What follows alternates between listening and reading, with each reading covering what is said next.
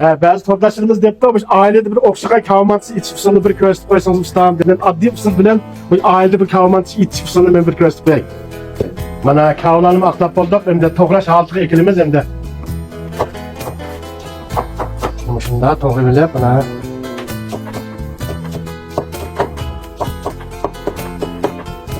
Bana kavne, bana muşalette çaylıklı tütçaz toğru olamaz, bana muşalette toğrayımız kavne.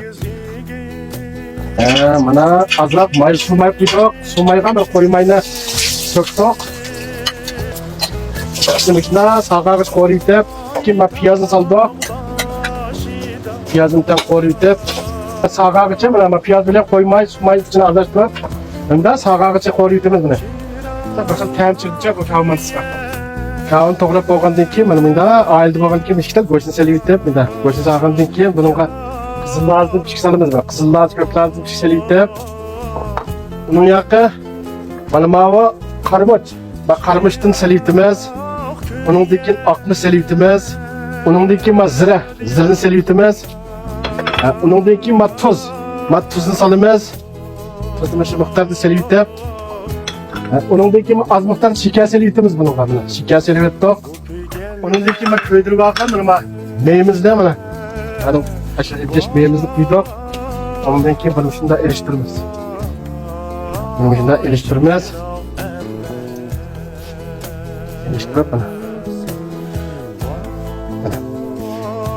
Eriştirsek şundan bir xil yeşlik bir kavman solap çıkıdı mı? Ailede yüzümüz yukarı bakın xemiye olsa, xemiyeni bunu müşahede tıklıvelip. Biz bu ailede xemiyeni yüzümüz yukarı varsak mı bunu da, xemiyeni yukarı bakınlar, sırtın teyar cilit geçirip kılsanlığın bunu da. Eğer öyle yukarılığınınla mesela yiyip kesip alsanlığın bunu da, bulmasa bunu müşahede xemiyeni yukarı, müşahede tıklıvelip bana. Müşahede tıklıvelip bana.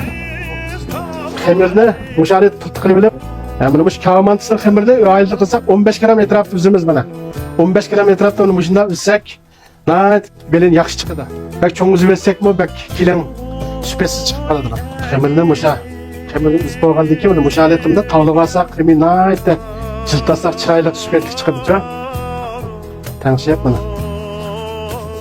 Muşunda nipiz alette cıltını ecem olamaz. Bana. Şunu tügüş usulü ama kavını belki çıkseli bir sanılma tükenmeyiz sana.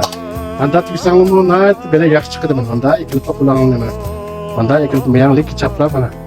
Anda tügüş sanılma nayet çıraylık. Bana.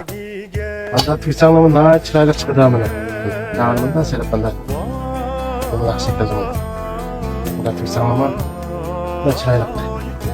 Mesela. Bunda tügüp teyaklı bağından kiyen kaskanı selip 20 minut pişirimiz. Kemse bana mantı pişti. Ya. Kumadim mana. Ya. Mana mantına pişip gitti mana. Vah. Vah.